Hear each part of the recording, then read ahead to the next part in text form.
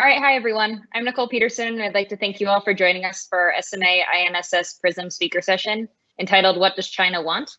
And I'd also like to thank today's distinguished guest, General H.R. McMaster, for taking the time to speak with us today.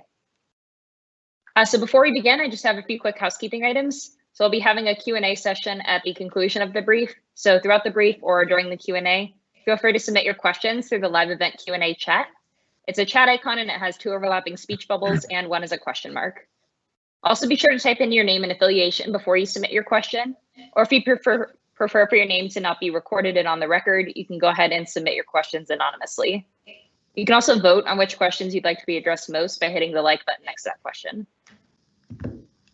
So now I'm going to turn the floor over to Mr. Michael McLausick, the lead editor of the National Defense University's PRISM Journal and our moderator for today's session, to kick things off. So Michael, over to you. Thank you, Nicole. I'm Michael McLausick, Senior Fellow at the Institute for National Strategic Studies and editor of PRISM.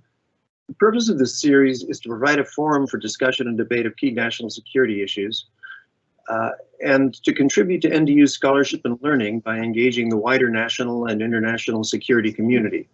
The series has 3 themes: geoeconomics, great power competition, and emerging disruptive technologies. Our current competition with China is truly multidimensional.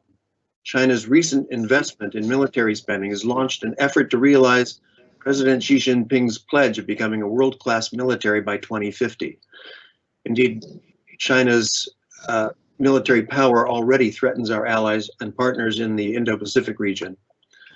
China's growing economic influence through its manufacturing prowess, its trade dominance, the Belt and Road Initiative, and its growing technological acumen is a challenge to our economic influence. And Chinese wolf warrior diplomats use that military, economic, and technological power to try to reshape the world order to better serve Chinese interests. Our featured speaker today is Lieutenant General H.R. McMaster. H.R. needs little by way of introduction, as he's well known as a true warrior scholar, and for his important role in the war in Iraq, his scholarship, including his recent book Battlegrounds, and his service to the nation throughout his career. And of course, he served as the 26th United States National Security Advisor to the President from 2017 to 2018. General McMaster will speak for 30 or so minutes, after which we'll open the floor up to discussion based on your questions and comments. I don't think I need to say anything more, so General McMaster, if you're ready, the mic is yours. Hey, thanks so much, Michael. Thanks, Nicole. It's a real privilege to be with all of you. I'm sure there are some friends out in the audience there. I wish I could be with you in person. I hope everybody's doing well, and thanks for all of your service to our nation at this critical time. And hey, it's a real privilege to be able to talk with you about what I think is the defining competition of the 21st century. It has been and will continue to be the defining competition. I think it's fundamentally a competition between closed authoritarian systems and free and open societies. And at the moment, I think our free and open societies appear to be at a position of disadvantage. I think in large measure because the United States, European countries, Japan, Australia, and others were for much of the past 2 decades absent from critical arenas of competition.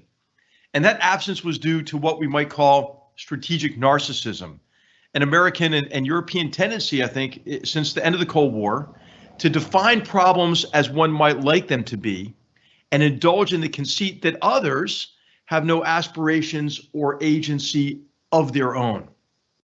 Strategic narcissism led some to believe that an arc of history had guaranteed the primacy of free and open societies over closed authoritarian systems. The expansion of liberal democracy was inevitable. Some also assumed that old features of geopolitics and international relations had become passé. Global governance and a great power condominium had displaced great power competition. A corollary to those assumptions was that China, having been welcomed into the international order, would play by the rules, and as it prospered, would liberalize its economy and its form of governance. Overcoming our self-referential view of the world requires an emphasis on what the historian Zachary Shore calls strategic empathy. And I'll tell you, if you just want some evidence of strategic narcissism, read two articles in the New York Times today, one on Afghanistan, in which really a more benign Taliban really cares, about their international reputation, and another in which China is just waiting to be led, by the United States on climate change. So we need, I think, a really strong dose of strategic empathy because we seem not to be able to shake our narcissistic view of the world. And what strategic empathy does is it attends to the ideology, aspirations, and emotions that drive and constrain competitors. Empathy fosters a higher degree of competence because understanding the other exposes the unrealistic, often implicit assumptions that underpin policies and reveals dangerous cognitive traps, such as optimism bias and confirmation bias. And I think the self-delusion that we have engaged in Afghanistan is just a great example. We've actually conjured up the enemy there that we would prefer rather than the actual enemy that we're facing. And I think assumptions about the post-Cold War world, of course, turned out to be false, right? In this century, a new great power competition has emerged. The actions of the Chinese Communist Party are driven by a combination of fear and ambition. And those actions have revealed to the world that the Chinese Communist Party is the greatest threat to achieving really a positive vision of the future, that positive vision that many hoped for in that post-Cold War period. So I think what is immensely important at this stage is to recognize the flawed assumptions of the past and to confront the Chinese Communist Party in a form of transparent competition. And I think it's important to see beyond what Chinese Communist Party's leaders say. Of course, they continue to speak the language of cooperation and global governance while conducting one of the greatest peacetime military buildups in history. They've increased defense spending about 800% since the mid-90s. They continue to talk about rule of law. I mean, Xi Jinping's just given some speeches on rule of law, which essentially means defer to the party and avoid any criticism of the party lest you be thrown in jail. So he speaks of rule of law while suppressing freedom at home.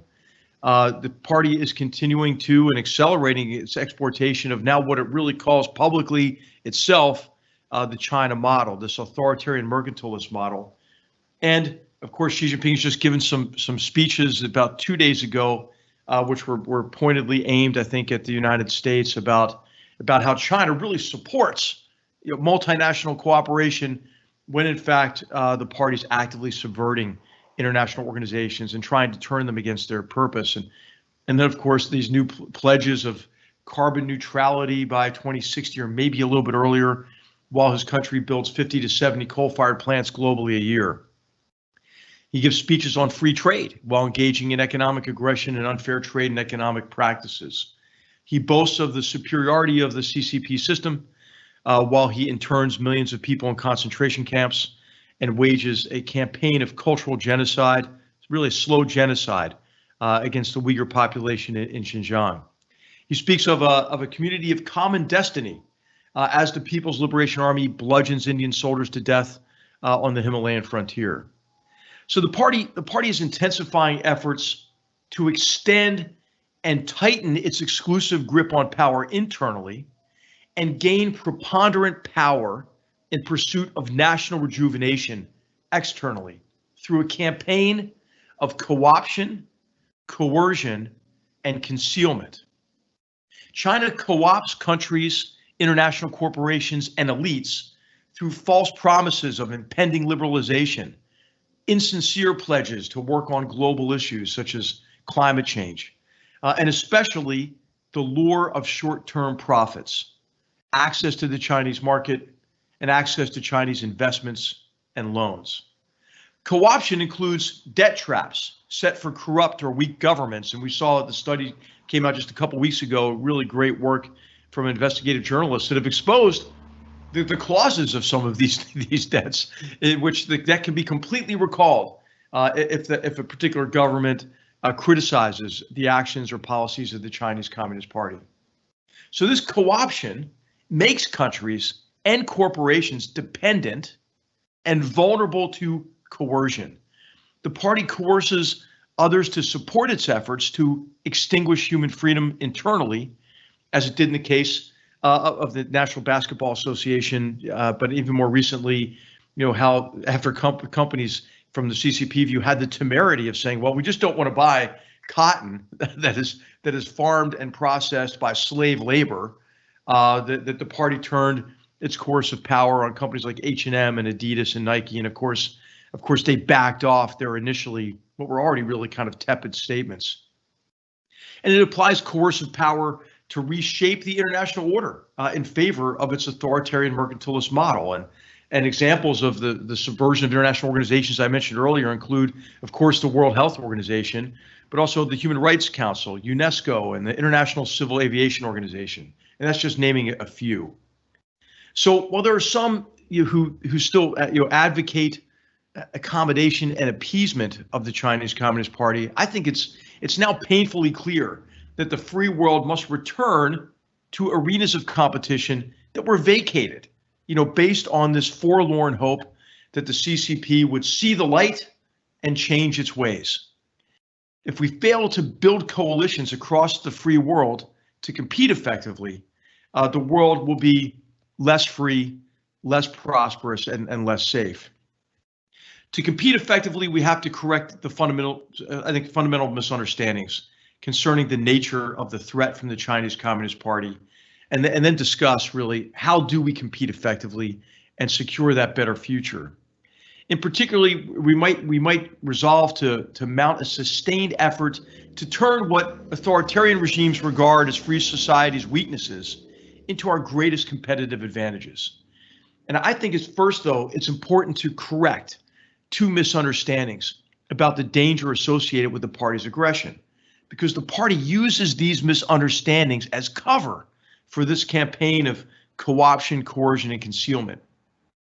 It uses these misunderstandings to get away, with various forms of aggression internally as it perfects its Orwellian surveillance state internally, and it pursues primacy externally through programs such as military-civil fusion, Made in China 2025, and One Belt, One Road.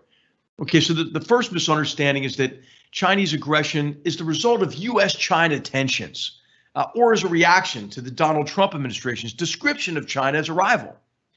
This misunderstanding is a form of strategic narcissism. It is an arrogant, self-referential view because it is based on the assumption that the party has no aspirations of its own, and it has no really volition except in reaction to the United States. But even the most cursory survey of recent Chinese Communist Party actions should correct this misunderstanding. Consider the party's deliberate suppression of the COVID-19 outbreak, the persecution of doctors and journalists and others who tried to ring the alarm bells about the pandemic, the subversion of the World Health Organization. Consider the addition of what I would say is insult to injury with wolf warrior diplomacy that is aimed mainly at the United States and at Europe, attempting not only to obscure China's responsibility for foisting the pandemic on the world, but also to portray its response and its authoritarian system as superior, and the free world's response and democratic systems of government as inferior. Consider the massive global cyber attacks on medical research facilities in the midst of the pandemic. And how about the punitive cyber attacks and economic coercion of Australia for having the temerity to suggest an inquiry into the origins of the virus? Consider the expulsion of international reporters and the party's unabashed announcement that it will continue to use hostage taking, such as the jailing of Canadians Michael Spavor and Michael Kovrig, now for over 2 years, and the roundup of so-called Taiwanese spies and anyone who was active in the cause of freedom in Hong Kong. Consider the physical aggression, as I mentioned, on India's Himalayan frontier, but also in the South China Sea. The recent orders given to the Coast Guard, to the Chinese Coast Guard, to fire on vessels that don't acknowledge what would be, if China succeeds, the largest land grab, so to speak, in history, or the presence of these 200 plus fishing vessels of the maritime militia in areas claimed by the Philippines that are really not doing any fishing, obviously. Consider these long sentences just now given to protesters and critics of the party. Consider Xi Jinping's boasts of his intention to expand the concentration camps in Xinjiang and claiming that the Uyghurs love to be re-educated, and that actually the party's actually producing a musical, to show how happy the Uyghur population is. And him doing all this even as he races to perfect this Orwellian technologically enabled surveillance police state and build the Great Firewall higher. Consider the brazen hypocrisy of Xi Jinping's posing as an environmentalist as China does continue to increase its carbon emissions and destroys coral reefs in the South China Sea as part of its destructive campaign there. So I think it should be clear to all that it was not the United States or even Donald Trump's constant refusal to be respectful of others that caused this behavior. So let's correct this misunderstanding and acknowledge that CCP aggression is not a U.S. problem. It is a whole world problem, and especially a free world problem. And the reason why it's important to correct this misunderstanding is because it's corollary among many nations in Europe and our friends, across the world, and maybe especially the Indo-Pacific region, is that, hey, the United States is asking them, to choose between Washington and Beijing. But, if there's a choice to be made, and I think we should say this to our friends, hey, it's a choice forced upon us by Xi Jinping and his party. And, and it's not a choice, between Washington and Beijing. It's a choice between sovereignty and servitude. The second misunderstanding is that competition with China is dangerous or even irresponsible, right? Because of this idea of a Thucydides trap that presents us with a binary choice, right, between passivity and a destructive war. And that's a false dilemma. I would argue that passivity in connection with the Chinese Communist Party, their aggression in the South China Sea, for example, and elsewhere, has actually put us on a path to conflict. Had we remained complacent under the old strategy of engagement and cooperation, China likely would have become even more aggressive. Transparent competition, I believe, can prevent unnecessary escalation and enable rather than shut down cooperation with China. But the party promotes this false dilemma associated with the Thucydides trap to portray efforts to defend against its aggressive action as simply the status quo power, the United States, trying to keep the rising power, China, and its people down. And calls, in the United States, I think many among people who are co-opted by the Chinese, are to cooperate with China without any reference, to the need to defend against the party's increasing aggression, reinforce that narrative of the Chinese Communist Party. So I think it's important to correct these misunderstandings, right? Because they provide cover for the party's aggression, and they also provide a rationalization for those who are eager to shrink from competition in pursuit of short-term profits. International cooperation to defend against the party's aggression, though, is growing. But there's much more to be done, obviously. But I think what the Biden administration has done so far, with building on the gains made, I think, during the Trump administration in the Quad format of India, Japan, Australia, and the United States is very positive. I think the outcome of the ministerial meetings in Tokyo, other meetings with Quad leaders in a bilateral format, and of course, Prime Minister Suga's most recent visit to the United States, all have been very positive, I think, in correcting these misunderstandings and fostering a higher degree of international cooperation. I think it's important to recognize, though, that there has been a very high degree of international cooperation that needs to be built on. And I would just give as one example the sanctions and indictments against Advanced Persistent Threat 10, APT 10, for its sustained campaign of industrial espionage against the United States and other countries, and how we work together on that investigation and then announcing those sanctions and indictments together. So democratic countries are working together to prevent China from subverting more international organizations and turning them against their purpose. But there's a lot more to do. I think if you look just, for example, at Chancellor Merkel's cordial phone call with Xi Jinping earlier this week, and a readout from that phone call that contained China's Communist Party preferred code words for accommodation, including the need for more cooperation with China, as well as taking a look at maybe Europe's, putting forward this comprehensive agreement on investment that it's based on the same false promises that China's accession to the World Trade Organization was based on. I think in particular, Europe has got to have a stronger response to this threat from China. And I know the new administration is emphasizing the relationship with Europe, but I would just argue that relationship has to be for a purpose, right? It can't just be about better mood music or a better atmosphere at cocktail parties, in Paris. It has to be a relationship that's focused on accomplishing objectives, and I think foremost among those has to be protecting ourselves and our future against the aggression of the Chinese Communist Party. So I think correcting these misunderstandings, the misunderstanding that we face, this false dilemma, or gosh, this is just the U.S. being so mean, is why the Chinese Communist Party is acting in this way, is important because it's an important first step in ultimately what we want to do, which is to turn what the Chinese Communist Party sees as our weakness into our greatest competitive advantages. Well, what do I mean by that? What I mean is that really we need to restore confidence in the principles that distinguishes our free and open societies from the closed authoritarian system that China is promoting. And I think we have competitive advantages mainly in the area of what we regard as unalienable rights, universal rights. Those include freedom of expression, of assembly, and of the press, freedom of religion, and freedom from persecution based on religion, race, gender, sexual orientation, or any other, or any other category. The freedom to prosper in our free market economic system, rule of law, and the protections, obviously, that it affords to life and liberty, and democratic governance that recognizes that government serves the people rather than the other way around. Of course, the Chinese Communist Party views freedom of expression as a weakness to be suppressed at home and to be exploited abroad. But the free exchange of information and ideas may be our greatest competitive advantage.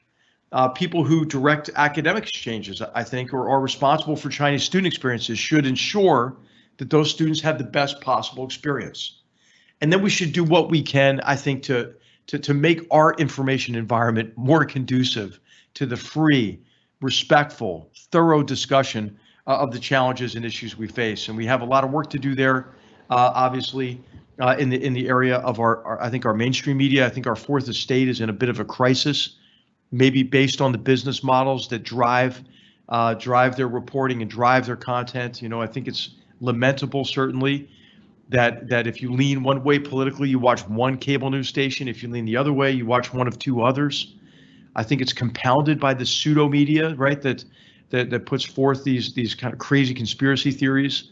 And then it's really compounded by social media. The algorithms of these companies really drive us apart from one another based on their avarice and the algorithms associated with trying to get more and more clicks, and to do so by showing users more and more extreme content and pulling us apart from each other. So strengthening what should be our competitive advantage internally in terms of our information environment, the freedom of the press, freedom of expression, is an important way to compete with the Chinese Communist Party. And I'll just point out that countries that have been successful, for example, in countering the Chinese unfair trade and economic practices, or their predatory behavior in connection with debt traps that are set for countries, has been through investigative journalism oftentimes. And one of the pioneers of uncovering Chinese malign influence, it was John Garneau, for example, in Australia, but many other investigative journalists have followed suit. Also, the courageous investigative journalists who have uncovered, the horrible human rights abuses and the genocide in Xinjiang. I think the recent reporting by the New Yorker has been quite good on this. And of course, it was New York Times that exposed so many of these documents in which Xi Jinping was giving direction, right, to engage in brainwashing and to engage really in what has become, a genocidal campaign, right? Your birth rates in certain locations are down by 60%, right? So So I think just this is a way of thinking about the competition is, hey, how do we take what the party views as weaknesses and make that our greatest strengths? And so as with freedom of expression, freedom of the press, the Chinese Communist Party also views tolerance of diversity as a threat, right? It's in this area that nations across the free world might draw a strong contrast. I mean, look at how China treated African expatriates during COVID-19 within its own borders. Look at how it is trying to homogenize the cultures of certain communities within China. The Uyghurs just one of them, with this sort of the sort of Han homogenized cultural identity, right? And so I think that the United States and other free and open societies should consider really exposing more Chinese nationals to the power of diversity in our communities. Now, of course, we have a lot to do in our own country and strengthen our common identity as Americans while we are respectful of various identity groups. But I think more and more Chinese nationals who have experienced an authoritarian system at home, and then are exposed to democratic principles, institutions, and processes, can be those who can foster a better relationship between the Chinese people and our people, and try to work around the Chinese Communist Party. It's getting more and more difficult to do that, but I think a way to do that is, instead of a reflexive, fewer visas for Chinese coming to the United States, hey, how about more visas, right? And of course, there's a responsibility to vet those who are coming, and there's a counterintelligence threat if they're in sensitive positions. But I think that we should remember that it was after the Tiananmen Square massacre that President Bush issued an executive order, George H.W. Bush, that granted Chinese students in the United States the right to stay and work. And of course, there were far fewer Chinese students in the United States at the time. But more than 58,000 Chinese students took them up on that, and now those are some of our most productive and greatest citizens, right? So I think that showing the strength of diversity in our societies can be a way to turn what the party views as a weakness, into one of our greatest competitive advantages. And then, of course, the party views its centralized, statist economic system as bestowing advantages, especially their ability to successfully coordinate efforts right across government, business, academia, and the military. This is the military-civil fusion, sort of umbrella approach. And of course, the party views are decentralized. Free market economic systems as unable to compete with China's inevitable ability, in their view, to gain a position of preponderant advantage in the emerging global economy. And I think, though, what we have the ability to do now, is that we recognize the nature of this competition, is to demonstrate the competitive advantages of our decentralized and unconstrained entrepreneurialism here in the United States, while defending ourselves better against Chinese predation. And it's here where the private sector is going to play a vital role, right? The central role. And companies and academic institutions who are at the forefront of developing and applying new technologies have to recognize that China is breaking the rules, to take advantage of our open societies and our free market economies, and to recognize that Chinese companies that appear as private companies are not. They have to act by law as an extension of the Chinese Communist Party. So there's much room for improvement in the effort to prevent China from using the open nature of our economies and to promote not only the state capitalist model, but also perfect its surveillance police state. I think the outlier in terms of this connection these days is Wall Street, and in many ways we are underwriting our own demise by covering for Chinese bad decisions from an economic perspective that are aimed to gain strategic advantage. There are more than 700 Chinese companies listed on the New York Stock Exchange, and about 62 on the NASDAQ Composite Index, and more than 500 in the poorly regulated over-the-counter market. And they're not meeting transparency reporting requirements, and we're investing in these companies. So I think in particular we have to be sensitive to how we are harming ourselves with investments in Chinese companies or allowing certain Chinese investments in our companies with the purpose of gaining access to sensitive and dual-use technologies. So these defensive measures are important, but of course we need to take the offensive as well, and we need to apply economic statecraft in a way that allows us to maintain our differential advantage technologically in technologies that are important to our economy, but also to maintaining our differential advantage militarily. So, I could go on a little bit more about some of these cases. I have some case studies here that I was going to cover, but I'll just end by saying that we have to compete more effectively. A way to do that is to try to turn what the Chinese Communist Party sees as our weaknesses into our greatest competitive advantages. And then finally, I'll just say we should be confident, right? We've been through a hell of a year, with quadruple traumas of a pandemic, a recession associated with the pandemic, the social divisions laid bare by George Floyd's murder and the aftermath, and related concerns of inequality of opportunity and unequal treatment under the law, and then this vitriolic partisan political season we've been through. And so I'll just end with a quotation from Wang An, who migrated to the United States from China in the 1950s, and he founded the famous groundbreaking computer company Wang Laboratories. And of his adopted country, the United States, he observed, as a nation, we do not always live up to our ideals, but we have structures that allow us to correct our wrongs by means short of revolution. And of course, this evokes really what our founders understood from the very beginning, is that our republic required constant nurturing. So I think at this stage, it's time to get to work, to do our part to bring Americans together for meaningful, respectful discussions of the challenges we face, and to overcome these quadruple traumas and emerge from them stronger and in a position of competitive advantage over closed authoritarian systems. So, hey, I really look forward to hearing where you'd like to take the conversation, and thanks again for the opportunity to be with you. And thank you very much, General McMaster, for those insights. Just on the subject of the companies, you mentioned Wang Laboratories. I think the State Department might have been the last customer for Wang Laboratories.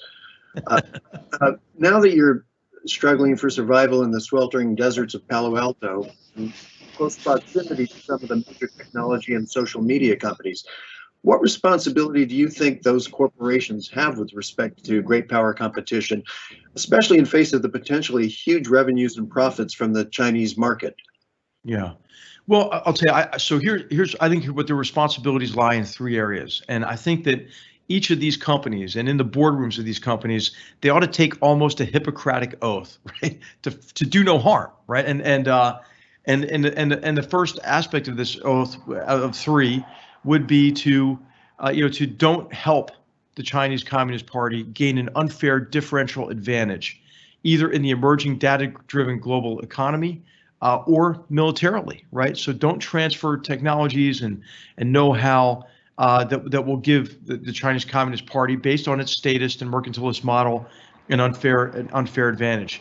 The second would be, don't aid and abet the party's efforts to extinguish human rights in its own country and to perfect this technologically enabled Orwellian police state. I mean, I think we should be kind of disgusted by the fact that U.S. venture capital firms invested more in Chinese AI companies than they did in U.S. companies 2 years ago, and the data is not available yet for next year. And then third, I think that what is important, and this is maybe more difficult, is to not compromise the long-term viability of a company in exchange for short-term gains. And of course, there are many companies that have done this. By drawn into China by the lure of the Chinese market, they enter into a joint venture with a Chinese company and transfer their technology to that company. That company has to act as an arm of the state, thereby transfers that technology to a state-owned or state-supported enterprise that then produces that product, solar panels, wind turbines, batteries, right, at an artificially low cost, dumps those products on the international market, and then drives, the international or U.S. company out of business, right? So there used to be, I think, something like 26 solar panel manufacturers in the United States. Now there are 2, and they're like kind of on life support, So anyway, I think that's the responsibility of these companies. And then from you mentioned social media companies. I mean, how could it be that they give, Chinese propagandists, whether they are, in the Chinese government, or, which the Chinese government is the main source now of disinformation and propaganda, on social media, and the Chinese government takes out most of these Facebook ads that are full of disinformation globally. Why does Facebook run those? Even, when Facebook's not even granted access into China. So I think there's a lot of work to do in these areas. These aren't easy, solutions, but these companies have not really stepped up, and they've compromised over time. I mean, I think it's astounding still to me that Google didn't want to work on artificial intelligence with the U.S. Department of Defense, even as they were helping China build the Great Firewall higher and higher. There's something wrong with that. So, there's the big move now toward ESG, and environmental, social and governance, I think that, how can China not be the first topic you talk about in connection with ESG decision making on corporate boards? We've got a lot of questions, and ladies and gentlemen, General McMaster has a hard stop at 12 o'clock, so I'll launch into these as quickly as possible. First question is from Sandeep Malgund from the U.S. Air Force. As we develop and implement competitive strategies with China, how do we avoid doing things that induce stronger cooperation between China and Russia? Yeah, well, it's going to be hard, right? It's going to be hard because of the emotions and ideology that drive and constrain the Chinese Communist Party. And Vladimir Putin, right? So if the Chinese Communist Party is driven by fear and ambition, and I don't think that's not going to change, right? Okay, Xi Jinping, as he goes toward the Chinese Communist Party Congress in 2022, will probably be declared, leader for life, the next Mao. He's made clear, what his ambitions are. And Vladimir Putin is determined and has been determined since he gave a speech on New Year's Day in 2000 to restore Russia to national greatness. And so you've seen the coercive, deployment of troops and military capabilities toward Ukraine, which I think he accomplished his objective of making NATO seem impotent, and by coercing us out of the Black Sea and maybe establishing a new norm there that we recognize that sphere of influence. And of course, he'll use that to isolate Romania and others who he wants to be eventually, again, part of either Novo Russia or in his sphere of influence. I think you're likely to see a reannexation of Belarus in the coming weeks. And so, I think Putin's kind of emboldened these days. I think he thinks he's winning. I think Xi Jinping thinks they're winning. They look at how we're tearing ourselves apart, with this destructive interaction between critical race theory and identity politics and various forms of bigotry and racism here in the U.S. And the way our media and our politicians are so divided. And I think they think they're winning. I don't think they're right about that.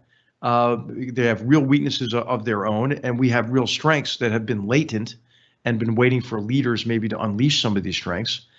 But I think it's not going to happen. So we just have to be resolved to it. And it's even worse than that, I think, because in this new strategic partnership with Iran, that has big geostrategic implications, right? China is buying over 1 million barrels a day from Iran. So Iran is not as isolated as they were, several years ago, and is really not incentivized to enter into any nuclear deal. I don't think it's going to happen, by the way.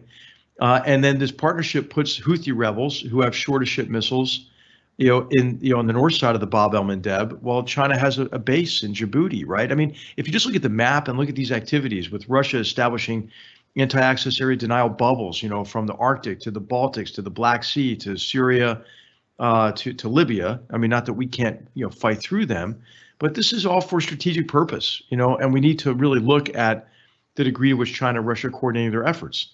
This is one of the reasons why the defense planning scenarios that we use are just utterly flawed. I mean, they're silly, actually, because one of the flaws associated with them is that, hey, we're just going to do like one thing at a time, and we're just going to assume that our adversaries don't coordinate or take advantage of each other's actions, right? Of course they're going to do that.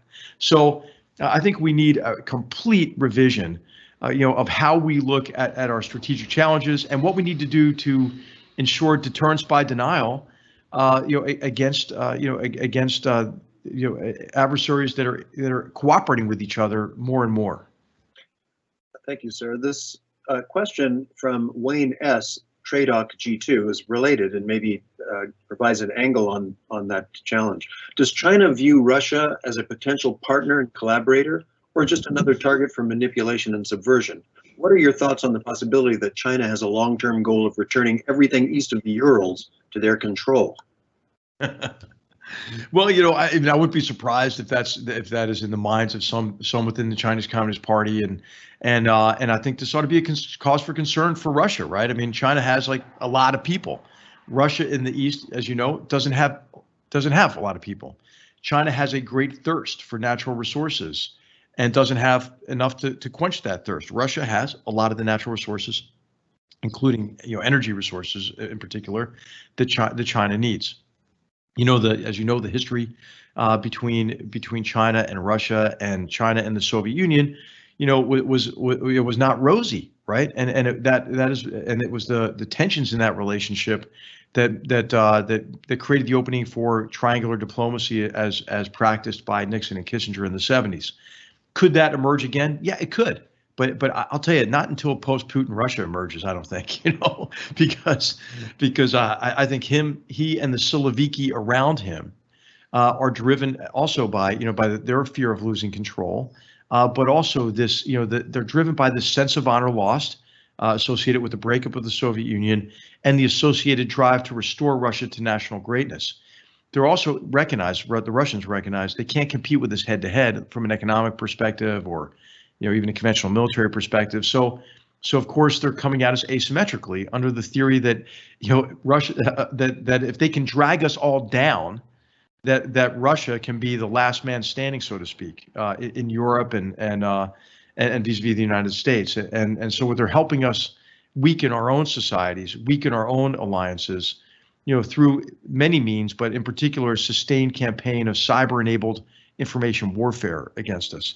So it's not going to get better, I don't think, in terms of the prospect for return to triangular diplomacy until we see what a post-Putin Russia looks like. The next question is from an old friend, Dana Ayer. Dana, good to see you here. You've spoken of what China wants. What does the Xi regime and the CCP fear? Yeah, so they fear losing control. They fear chaos more than anything else.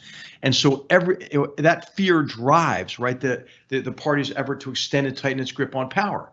And it explains why they take actions that don't seem to make sense to us from our mirror imaging perspective. Well, gosh, why wouldn't if they want to grow the economy and they want to grow out of the middle income trap, they should be encouraging their free market, right, and the private sector, instead of knuckling down on Jack Ma and Pony Ma. And instead of shifting more and more financial resources into state-owned enterprises, which are terribly inefficient, right? And which are already over capacity and overproducing goods that China doesn't need and therefore has to dump at a loss on the international market, right? I mean, concrete, for example, steel. So that doesn't make sense. Well, it makes sense if you understand the fear that drives the party, because these these state-owned enterprises are a key mechanism for the party's control, right? So I think Dana, and I'd love to hear your thoughts on this too, but I think it's this combination of fear and ambition, and they're connected because the narrative of national rejuvenation, right? The narrative that reflects this grand ambition in Xi Jinping's words from the October 2017 speech to take center stage in the world, right? Is also a mechanism of control, because it's through this jingoistic form of nationalism that the party can maintain control and the loyalty of the population, right? Every Chinese news program is 15 minutes about Xi Jinping's latest whatever thought on socialism with Chinese tortured thought on socialism with Chinese characteristics and his personal great achievements for the Chinese people. The next is 15 minutes of the great achievements of China in the area of national rejuvenation and the relative superiority of their system. And the next 15 minutes is how screwed up the United States and other liberal democracies are, right? So they're fed a steady diet of these themes and narratives. Sir, this one's a tough one from Kristen. I suspect most Americans are ordering Chinese products nonstop via Amazon or other vendors.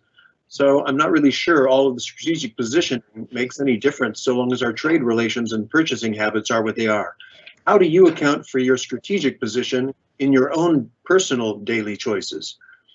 Well, what's really important, I think, is to recognize there's not going to be a complete decoupling with China, right? So some people will say, "Hey, are you arguing for a complete decoupling of the economies?" That's kind of a red herring or a straw man argument.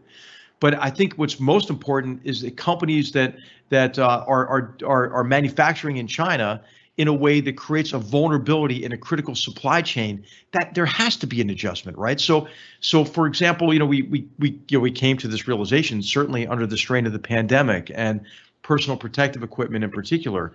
But these fragile supply chains that are over reliant on China and have been overly biased in favor of efficiency and cost effectiveness instead of resilience are beginning to adjust, right? And we see, for example, pharmaceuticals fall in this area, and of course semiconductors is an area that is most in the news these days, as well as 5G communications, where over reliance on Chinese products and services creates security vulnerabilities, right? Because the party is actually promoting its primacy in these markets as a way to gain strategic advantage. All right, so those ought to be the priorities, and I think the Strategic Competition Act of 2021, which I had the privilege of contributing to just in a very minor way, is really, really good because it gets at this competition and describes it in a way that is really logical, not emotional, and prioritizes these supply chains that are most important. Now, the emerging areas of competition that are very important in this connection have to do with rare earths and rare earth processing, as well as batteries and battery manufacturing. And I think we're starting to wake up to that too. And I see there are some startup companies now they're trying to reinvigorate manufacturing onshore, here in the United States, but I think nearshoring and just ensuring the resilience of supply chains. The Biden administration has initiated a supply chain assessment. I think it was supposed to be 100 days. So maybe I think it should be coming out soon. So anyway, I would say, hey, certain cheap, I mean, like, the toy that comes in the Happy Meal, that's made in China. I mean, I'm not worried about that, but what I'm worried about is obviously these elements of supply chains that have critical security and economic ramifications because they're over reliant on China. Thank you, sir. Sorry, these questions are bouncing all over the map here, but there are just so many coming in. This question comes from the U.S. Stratcom J53. Do you buy China's no first use and only for deterrence nuclear policies as they continue to expand their nuclear triad capabilities? Yeah, I don't, because I do think that they may be building these capabilities as another way of coercing countries in the region, right? Because I think just the size of their nuclear arsenal now could be used, not really with an eye toward actual use, of course, which would be devastating and almost unimaginable, but also to appear to be the predominant power on the Eurasian landmass and to force others to bandwagon with them, and of course to draw into question the viability of the U.S. nuclear umbrella to allies in particular, in much the same way as the Soviets used the SS-21s and the Russians today, are using their long-range land-based missile capabilities under this doctrine of escalate to de-escalate or escalation domination. So, I mean, I'd love to hear what you think about that because you're probably studying it much more carefully than I am.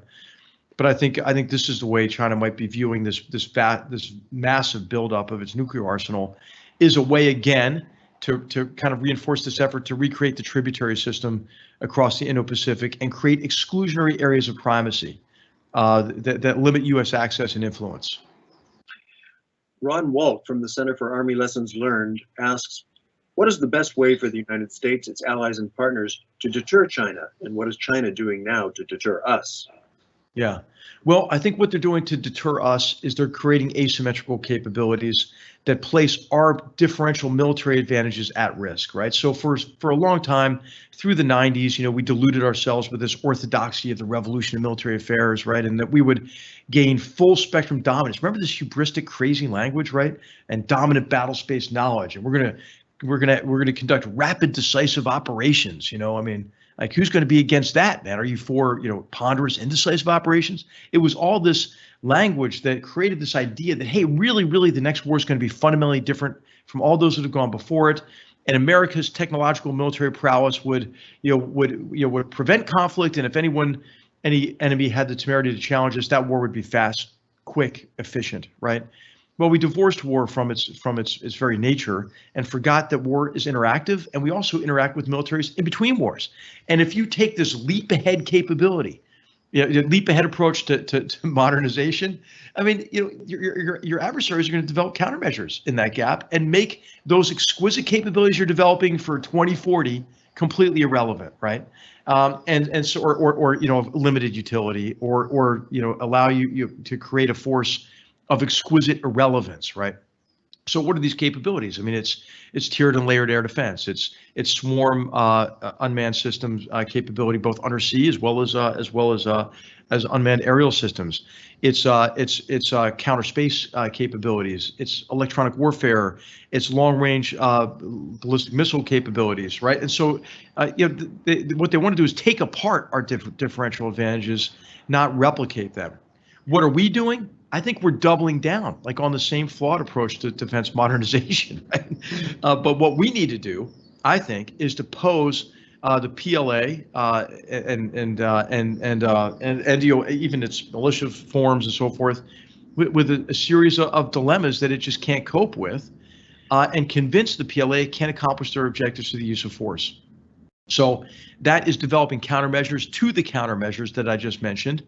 But it also has a lot to do with capacity and size of our force, right? I mean, we keep convincing ourselves, because it briefs well, that, oh man, we're overstructured. We need to just reduce our forces, and of course, the Army's always the first one on the chopping block for this. And so if we just decrease our man and woman power, what we can do is we can buy more of these exquisite systems and develop even the next generation. And I think that's exactly the opposite these days, because the countermeasures actually mean that we need more air squadrons, that we need more ships, that we need a larger land force that can actually control critical terrain. Well, and then you hear, like, what do you mean? Are you going to invade China? Well, I mean, there might be parts of China that need to be controlled because they're critical to certain Chinese capabilities that place us at risk. But as you know, in great power competition, the theaters of war often extend way beyond, the actual borders of that particular country. This is why this idea we need to pivot away from the Middle East to compete with China is really just silly, because the Middle East is actually an arena of competition. So I'm sorry to go on about this, but I do think that we have to recognize that forward positioned, capable joint forces in sufficient scale is extremely important to deterrence by denial. And the forward positioning of those forces, also on land, right? Because that's where people live, and that's what gives you kind of a sustained presence and the ability to project power from land outward, right, into the maritime and aerospace and cyberspace domains. That turns what China wants to have as denied space into contested space. And of course, this is a multinational importance as well. I mean, in terms of our forces on the Korean Peninsula, and then the buildup of the Japanese self-defense force capabilities is super important, as well as Taiwan's arms purchases and military reforms that I think they have to race to put those in place before 2022. Because after the Olympics, after the Chinese Communist Party Congress in 2022, I think that's the point of maximum danger vis-a-vis Taiwan. Thank you, sir. One last question from John. The Quad concept would seem to rely heavily on India as a counterweight to China. However, we've seen India taking a chauvinistic, nationalistic turn in the past years that doesn't seem to align with our liberal values. Can we still work with them on a purely interest-based foundation, or do we need to share a common or at least compatible view of the world? Well, I think we have to engage the BJP and Prime Minister Modi and the people around him in a respectful discussion about these Hindu nationalist policies and how they're not in India's interest, and to express our concerns about them. Now, of course, anytime you have a conversation like this with India, India has, sort of because of its history, a reflexive opposition to these kind of discussions due to the legacy of colonialism and its anti-colonial and non-aligned movement legacies. But I think that the partnership is growing inexorably between the United States and India because of Xi Jinping. I mean, we should send him flowers and chocolates and say thank you for helping us really reinvigorate the Quad format, and especially to deepen the partnership with India. If you look, for example, at what India's done, not only in connection with strengthening, the defense relationship, but also what it did economically in banning these Chinese companies from the Indian market. I mean, it was pretty significant and courageous, and I think it was sort of the canary in the coal mine it should be for U.S. investors as well, because a lot of these Chinese startups, that were designed to gain access to this massive market in India, were financed by U.S. investors who lost their shirts, when India shut them down. That's going to happen more broadly, across the Indo-Pacific, because of the actions of the Chinese Communist Party are just going to force those kind of actions. But you're right to raise this concern. I raised this concern in the book, in Battlegrounds, and I think it's what we have to keep our eye on in the relationship. But I think India is a country that it shouldn't work almost, right? I mean, with all these ethnicities and religious sects and languages and it has this this crazy bureaucracy and there's corruption within that bureaucracy, and it's slow moving, and there are all these bureaucratic battles that are fought that make the government really unresponsive in some ways. But it works, right? It still works, and it's a democracy, and of course India faces great challenges in energy and climate and health and water and food security. And because of the size of India, any small problem in India is going to be a big problem for the world, right? So I think helping India succeed ought to be top on the agenda for the U.S., Japan, EU, and of course India, right? To work, the world's largest economies working together to overcome these challenges. And so I think that India can provide maybe the most important example to developing economies in connection with those interconnected problems. And that ought to be, that's a good positive agenda item, I think, for the Biden administration. Thank you, sir. A final message from Lieutenant General Mike Plain, who's the new president of National Defense University. He says, General McMaster, thank you for a lively, informative, and intellectually challenging discussion today. And on behalf of NDU, thank you for investing your precious time in the continued development of our national security leaders. And with that, ladies and gentlemen, our time is up. There are still 28 questions, but HR, maybe you and I can discuss them some other time. Before we turn, please join me in thanking General McMaster for taking the time to help educate us all today. Sir, it's always a pleasure. I hope that soon we'll be able to see you here at NDU in the future. I want to thank also my colleagues at the Strategic Multi-Layer Assessment, Todd Veazey, Nicole Peterson, and Joseph Walker. And big thanks to the NDU leadership for empowering us to succeed. This is Michael. Hey, Michael. Hey, Michael. Let me say thanks from an old, washed-up general to those who are still in the fight. Thank you so much for your service to our nation, and please pass all my thanks to your families. I mean, your service, I think, has never been more important, and I have great respect and gratitude for all of you. Thank you so much. Take care, everybody. Thank you, sir. This is Michael McClajic on behalf of the Institute for National Strategic Studies, thanking you all for joining us. Please stay well, stay strong, and stay in touch.